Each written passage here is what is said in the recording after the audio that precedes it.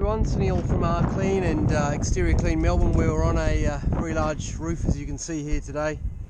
We're cleaning fiberglass roofing, so it doesn't look that dirty for you at the moment until I wet it. And then you'll see how much darker that is. Look at that.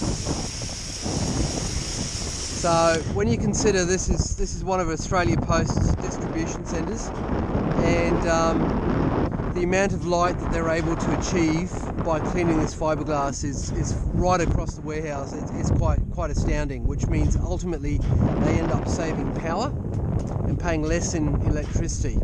So just have a look as we work and you'll see.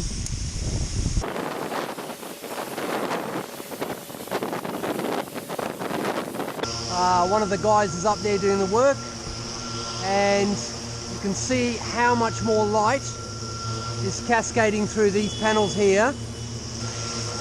Alright, so I hope that gives you a clear understanding of the value of doing the work, and stay in touch if we can help you.